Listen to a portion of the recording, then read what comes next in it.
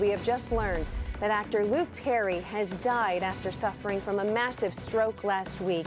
In a statement, his family says he was surrounded by his children, Jack and Sophie, his fiancée, ex-wife, mother, stepfather, brother, sister, family, and friends. The family says they appreciate the outpouring of support right now. Again, Luke Perry has died at the age of 52. Hello, I'm Mark Brown. Click the ABC7 logo to subscribe to our Eyewitness News YouTube channel. What happens when the final spotlight fades and the stars get to direct their own exits? In the golden age of Hollywood, where legends lit up the silver screen, some of the most iconic celebrities made funeral requests as unforgettable as their lives. From secret seances and outer space burials to ashes in Pringles cans and Prozac-shaped urns, these are not your average goodbyes. These are curtain calls written in stardust, scandal, and sometimes satire. In this countdown, we uncover the 17 strangest final burial requests made by Hollywood's biggest legends. Each one tells a story, not just about how they died, but how they wanted to be remembered. Grand, strange, poetic, bizarre. These are farewells crafted by icons who knew that even in death, the show must go on. You may think you know these stars, but wait until you see how they chose to leave this world. Their final acts are the most dramatic of all. Elizabeth Taylor, the final diva's entrance. Elizabeth Taylor wasn't just a star, she was the last star, the symbol of old Hollywood glamour who made drama part of her identity. So it came as no surprise when she orchestrated her own farewell like an award-winning production. Her final wish? To arrive late to her own funeral, exactly 15 minutes late. She wanted to be, even in death, fashionably late. The move stunned and amused mourners alike. It was a perfect send-off from a woman who never did anything halfway. The ceremony was held at Forest Lawn Memorial Park, a legendary resting place for the famous. Taylor was buried in a custom-made Valentino gown, a dazzling creation befitting her status.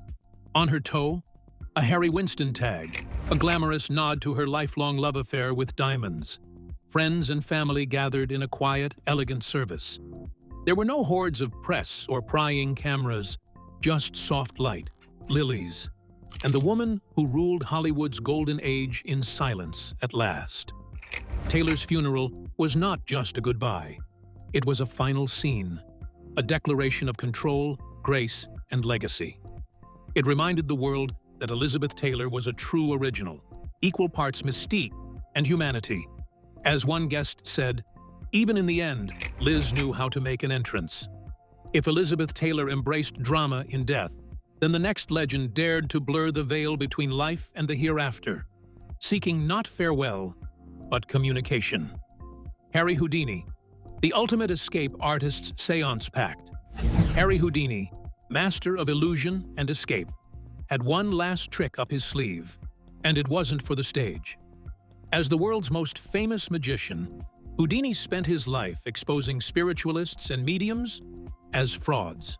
But as death loomed, he made a surprising request: to try contacting him from the beyond. He created a secret code known only to his beloved wife, Bess, a coded message that he promised he'd deliver from the afterlife. Every Halloween for 10 years after his death, Bess conducted a seance on a rooftop in Los Angeles. Each year, mediums gathered, candles were lit, and the air grew tense with hope and disbelief. But Houdini never answered. The code was never delivered. After a decade of silence, Bess blew out the final candle and famously said, "10 years is long enough to wait for any man." Though he never returned, Houdini's burial request cemented his mystique. His grave, marked with a sculpture of a broken wand, became a pilgrimage site for magicians and skeptics alike. The annual seances continued beyond Bess's involvement, keeping his legend alive. In death, Houdini remained what he was in life: elusive, theatrical, unforgettable. From a man obsessed with proving the afterlife false, we move to a woman who made her farewell an opulent royal procession, complete with costume changes. Aretha Franklin, Queen of Soul's regal farewell. Aretha Franklin was music royalty, and when she passed, she left behind instructions for a ceremony as grand as her legacy. Over the span of 3 separate viewings, the Queen of Soul changed outfits 4 times, each more dazzling than the last. Fans waited in line for hours to glimpse her, resting as if on stage, dressed in red, gold, and blue. Her wardrobe choices speaking volumes without a single word sung. Her funeral became a week-long event, attended by celebrities, politicians, and thousands of adoring fans. A parade of over 100 pink Cadillacs, an homage to her hit Freeway of Love, lined the street, transforming the city into a living tribute. Stevie Wonder, Jennifer Hudson, and others performed tear-soaked tributes, while eulogies remembered a woman who turned gospel pain into pop power. Aretha's send-off wasn't just lavish. It was layered with love, history, and pride. She chose to be remembered in full color, full sound, full soul. Her funeral was the final encore to a life of passion and purpose. Like her, music, it moved people. It mattered. From the Queen of Soul's regal staging, we shift to an inventor's burial that was more quirky than royal, sealed in the snack that made him famous. Fred Bauer, the man who became a Pringle. Fred Bauer didn't win Oscars or headline films, but his invention became an American icon, the Pringles can. And when he passed away in 2008, he made a final request that was as crispy and quirky as his legacy. He wanted to be buried in the packaging he'd invented. His children honored the unusual wish, stopping by a Walgreens on the way to the funeral home to purchase a standard red Pringles can. Part of his ashes were gently placed inside the container before being sealed and buried with him. The rest of his remains were split between a traditional urn and a keepsake for his family. Though the request raised eyebrows, it also earned smiles. Fred Bauer had spent decades revolutionizing snack food technology, and in the end, he quite literally became one with his creation. His burial was a lighthearted tribute to innovation, humor, and identity. There was no showbiz flair or solemn Hollywood hills, just a simple can, a brilliant man, and a final resting place that made people chuckle through their tears. As his family put it, we honored his request, and he'd have loved the irony. If Bauer's ashes found peace inside a snack tube, our next legend sought to rest in something far more symbolic, a giant Prozac pill. Carrie Fisher, a Prozac pill. Urn for a princess. Carrie Fisher, forever remembered as Princess Leia, was also a fierce mental health advocate, a comedic firebrand, and a literary genius. After her passing in 2016, her family revealed a strange yet striking burial detail. Her ashes were housed in an urn shaped like a giant Prozac capsule. It was bold, irreverent, and entirely Carrie. The urn had reportedly been one of her favorite pieces, a porcelain pill almost a foot long. Fisher's public battle with bipolar disorder and her brave conversations around addiction and trauma had made her a symbol of survival and self-acceptance. In choosing that pill-shaped urn, her loved ones captured both her humor and her truth. She'd turned pain into poetry, and now into art. Carrie Fisher's final resting place isn't in a sprawling celebrity crypt, but in a gesture. A wink. A bright, strange beacon that says, "Don't mourn me, laugh a little instead." Just as she lived, she was buried without apology. From a woman who laughed in the face of darkness to a man who asked the earth itself to consume him, our next farewell is as green as it is heartfelt. Luke Perry, nature's final costume. In his final years, Luke Perry quietly became a steward of the earth. So when the beloved star of Beverly Hills, 90210, passed away suddenly in 2019, his family carried out his wish to be buried in a biodegradable mushroom burial suit. Not a metaphor, but an actual organic garment designed to decompose the body naturally and feed the surrounding soil. Harry's choice was more than a burial method. It was a spiritual philosophy. The suit, made of special fungi that break down toxins, allowed his body to return to the ecosystem in the purest way possible. It was a deeply personal request, one his family embraced with reverence and care. As his daughter, Sophie Perry, shared, he was buried in something called a mushroom burial suit. My dad discovered it and was more excited by this than I have ever seen him. There was no Hollywood extravagance, no towering marble, just dirt, air, and a quiet spot on family land. In his final role, Luke Perry left behind not just a legacy, but nourishment, a reminder that stars, too, can choose to return to the earth they once walked. If Luke Perry gave himself back to the planet, our next icon's farewell involved fire, flight, and a $3 million explosion into the sky. Hunter S. Thompson, a cannon, a tower, and Johnny Depp. Hunter S. Thompson never did subtle. The creator of gonzo journalism, his life was one wild, drug-fueled, countercultural fever dream, and his death, even wilder. Thompson's final wish was clear. He wanted his ashes to be blasted out of a cannon high into the Colorado sky, while fireworks exploded around them. Not just any cannon either, a 153-foot-tall tower designed to resemble his personal logo, a double-thumbed fist clutching a peyote button. Enter Johnny Depp, Thompson's close friend and on-screen alter ego in Fear and Loathing in Las Vegas. Depp personally funded the $3 million funeral pyrotechnics held at the Writer's Owl Farm estate in Woody Creek. On August 20, 2005, a cannon boomed, ash rained down, and the sky lit up in a grand, explosive eulogy. For Thompson, it was perfect. Loud. Weird. Loud again. It wasn't just a send-off, it was a protest against silence. Thompson had long said he didn't fear death, only boredom. His cannon blast remains one of the most extravagant funerary moments in celebrity history. For those who loved him, it was like hearing one last firework-fueled rant. Raw, unfiltered, and unapologetically Thompson. While Thompson wanted to go out with a bang, our next legend wanted to exit the stage with the kind of fanfare only a true showbiz queen could dream up. Joan Rivers. Red carpet to the grave.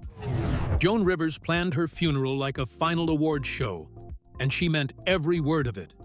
In her 2012 book, I Hate Everyone, Starting With Me, Rivers detailed her dream funeral in striking detail. She wanted paparazzi. She wanted Meryl Streep crying in 5 different accents. She wanted a wind machine making her hair blow like Beyoncé's. Over the top? Absolutely. But also, unmistakably, Joan. When she passed away suddenly in 2014, her family honored her wishes to the letter. The funeral at Temple Emmanuel in New York City drew crowds of celebrities and admirers. Hugh Jackman performed. Howard Stern delivered a eulogy both shocking and tender. The venue overflowed with glamour, glitter, and biting laughter, just how she'd planned it. This wasn't a quiet memorial. It was a variety show in heels. More than a comedian, Joan Rivers was a cultural force who carved space for women in the brutal world of entertainment. Her funeral wasn't just funny. It was defiant. A way to say, I lived out loud, and I'll leave that way too. In death, as in life, she brought the house down. From Hollywood satire to martial arts icon, our next figure's burial blended cinema, legacy, and a chilling cameo in his own film. Bruce Lee, a funeral scene on the silver screen. Bruce Lee's funeral was quiet, reverent, and then strangely cinematic. When the martial arts legend died in 1973 at just 32, he left behind not just mourning fans, but an unfinished film, Game of Death. In a stunning move, producers used actual footage of Lee's open casket and funeral procession in the final movie. It was shocking, surreal, and for many fans, heartbreaking. The scene shows Bruce's lifeless body being viewed by mourners, his face clearly visible. In a genre known for illusion and choreography, the stark reality of death broke the fourth wall. For some, it felt exploitative, using his body to complete a film. For others, it was oddly fitting. A man who had blurred the line between myth and man now becoming immortal through film, quite literally. Despite the controversy, Bruce Lee's burial was attended by thousands. He was laid to rest in Seattle's Lakeview Cemetery, his grave later joined by his son Brandon. That scene in Game of Death remains one of cinema's most haunting intersections with real life, where art imitated death, and death, in turn, made the art unforgettable. While Bruce Lee's farewell blurred reality and real life, our next star made her final resting place a quiet act of defiant beauty, one she never wanted to be forgotten. Dorothy Parker. Ashes adrift, finally home. Dorothy Parker's wit could slice steel. A founding member of the legendary Algonquin Round Table and a fierce voice for justice, Parker's sharp tongue belied a deeply complex soul. But after her death in 1967, her ashes were anything but at rest. Initially unclaimed by her family, they sat forgotten for over 15 years in a crematory cabinet, an ironic limbo for one of America's great writers. Eventually, Parker's remains were moved to the NAACP headquarters in Baltimore.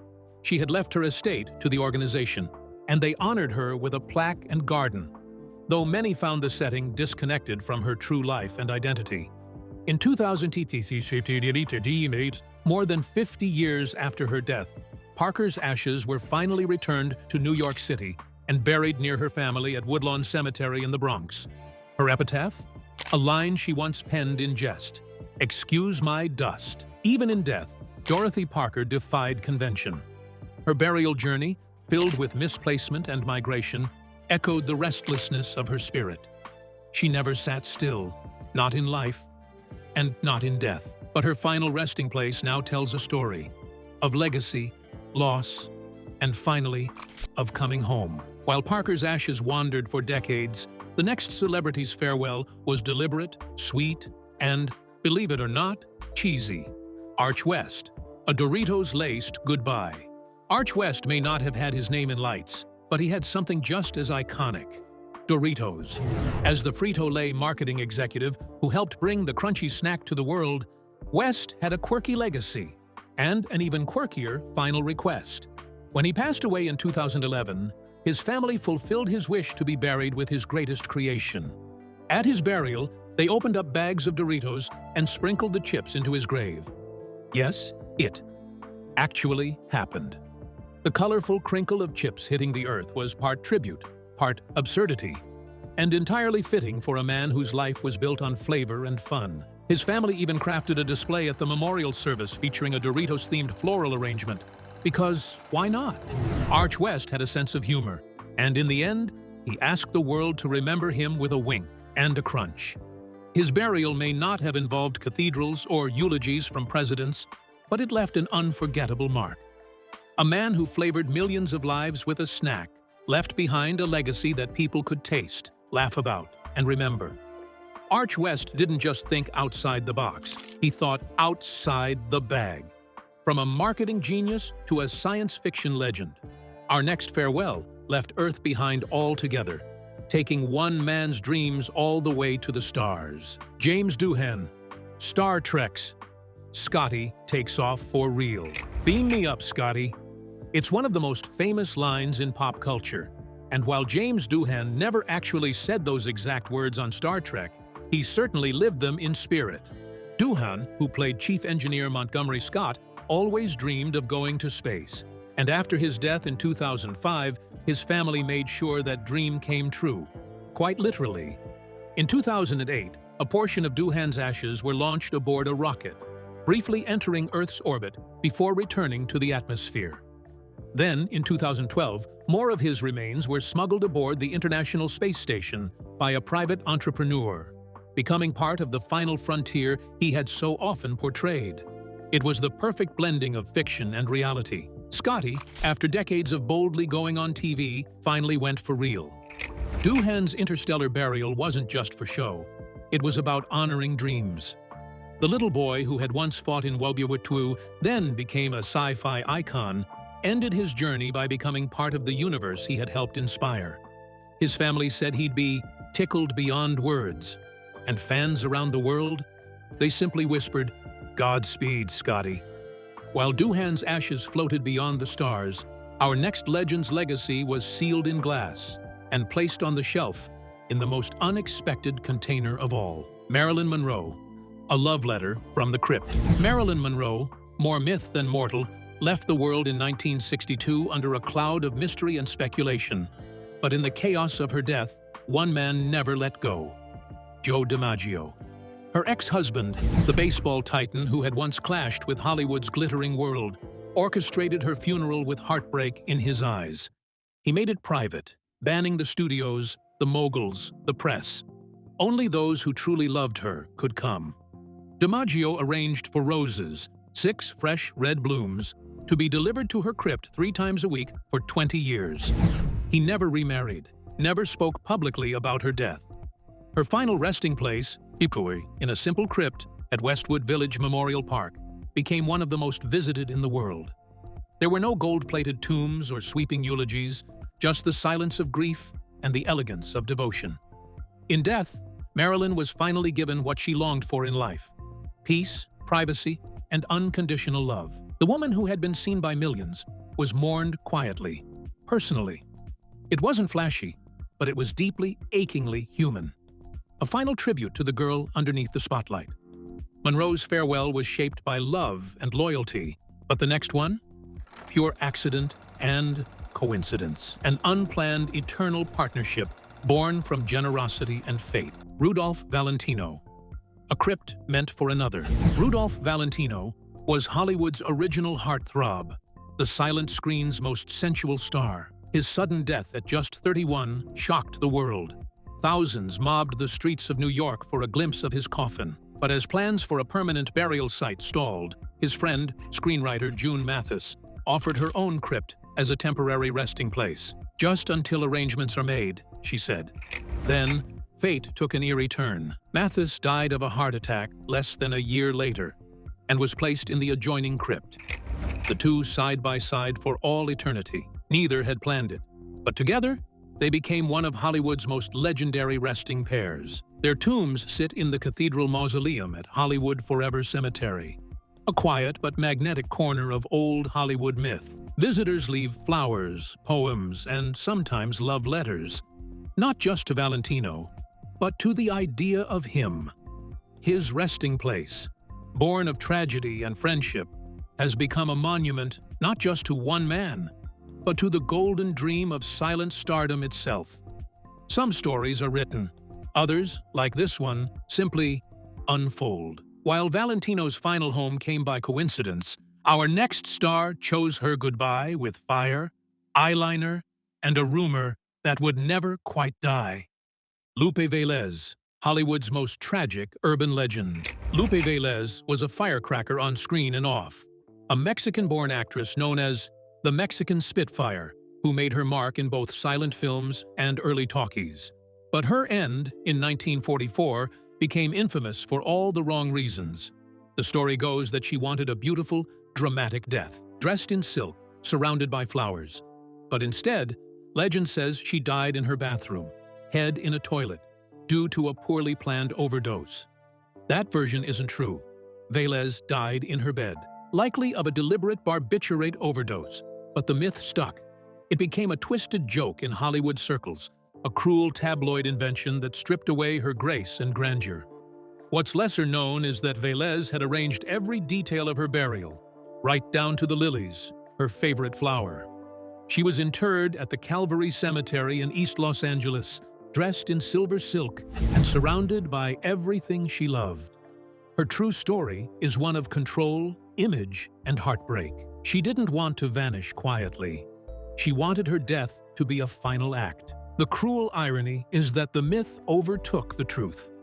But in her grave, far from the tabloids, Lupe Velez rests not in shame, but in the stillness she designed. As Velez's memory wrestles with truth and rumor, our next legend's death was marked by eternal loyalty and a promise kept in stone. George Burns, a reserved seat in the afterlife. George Burns was old-school showbiz, cigars, one-liners, and decades of standing ovations.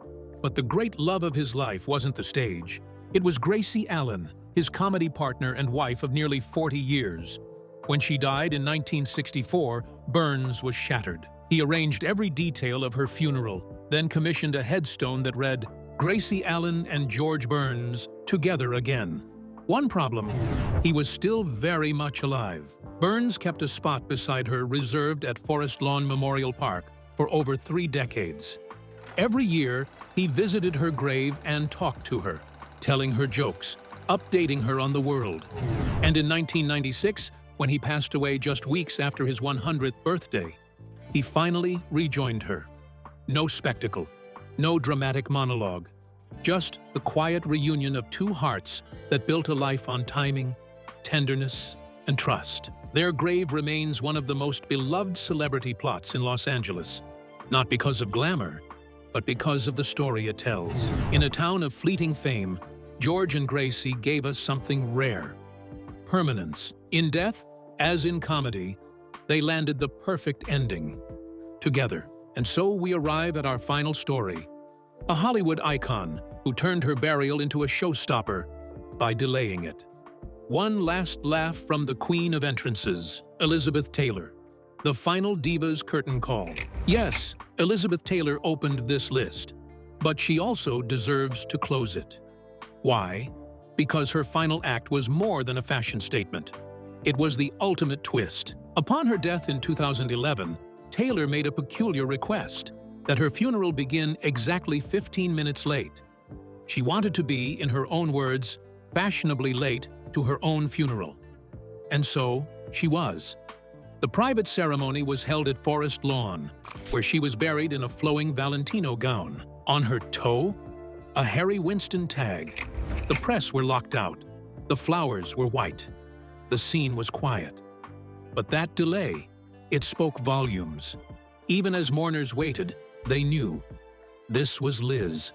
Always grand, always unexpected, always her own creation. Taylor's final request wasn't just a joke.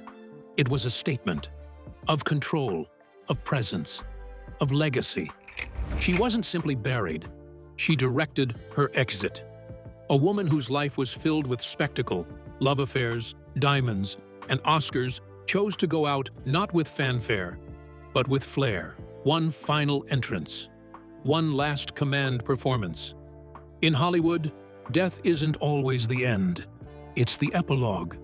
We've journeyed through crypts and cannons, silk gowns and pink Cadillacs, decoding the final wishes of stars who knew how to make an entrance, and an even grander exit. From Elizabeth Taylor's fashionably late funeral to Hunter S. Thompson's ash-blasting fireworks, these burial stories weren't just odd. They were deeply personal, deeply human, and often deeply cinematic. These legends refused to fade quietly. Instead, they used their final moments to make statements about legacy, love, rebellion, art, and sometimes snacks. But whether it was Gracie Allen's shared grave with George Burns or Marilyn Monroe's eternal bouquet of roses from Joe DiMaggio, each story is laced with memory, with meaning, with myth. Because in Tinseltown, the credits don't roll until the story feels complete. So the next time you visit a cemetery or hear about